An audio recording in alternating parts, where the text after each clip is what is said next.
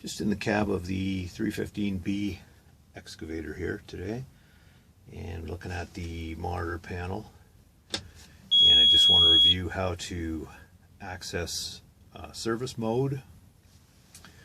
So on the B series excavators, the way you enter service mode if you don't have ET and you want to retrieve fault codes, etc. It's just a case of holding down these two bottom buttons on the left side of the panel at the same time as the alarm cancel, and if all three are held down for a few seconds, you'll get the display changing to all zeros with one character flashing. And then what I need to do here is enter a valid code to get me in, and basically I could change the value of the flashing digit up through numbers or letters, and I can move the flashing character over to the right with this button, back over to the left with this button, and again change the value up and down. And the password that's in the manual is 0 E as in Edward 323A. So I'm going to make this second character the letter E. So I went through all the numbers and A, B, C, D, E. So 0 E. I'm going to make this a 3. 0E32, 3, A as an apple.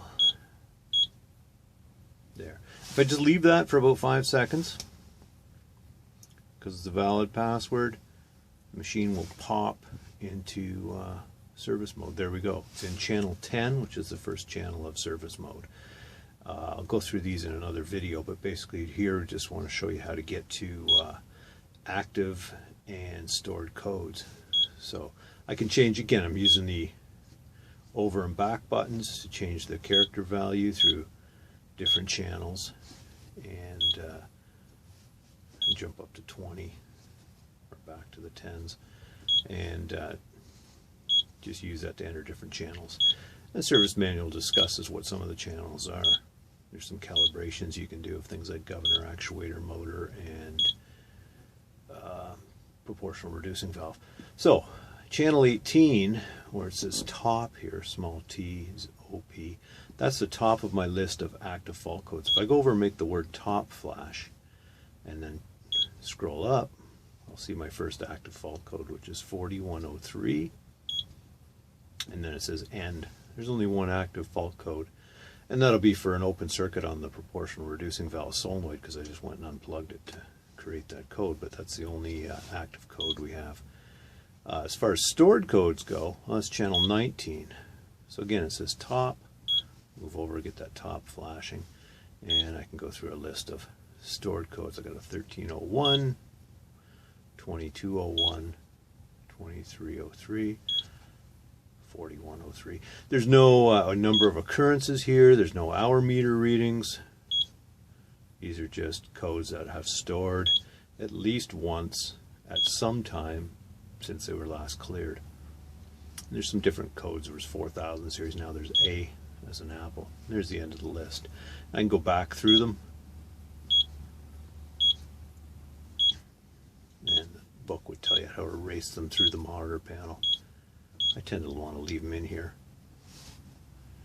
But that's channels 18 again is active codes, and I've got my 4103 code.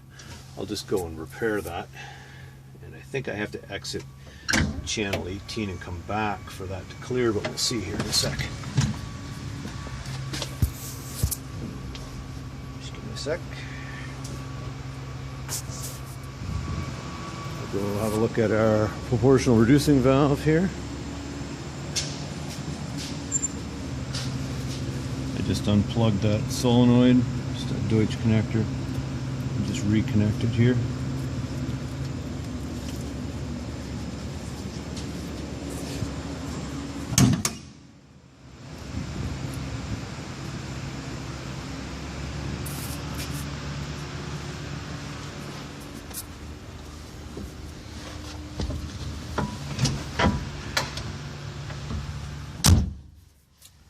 So the code didn't clear immediately. I think if I go, oops, wrong button, and top, it's gone if I scroll back through.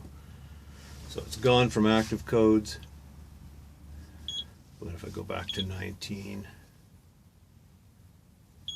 of course it's still going to be on my list.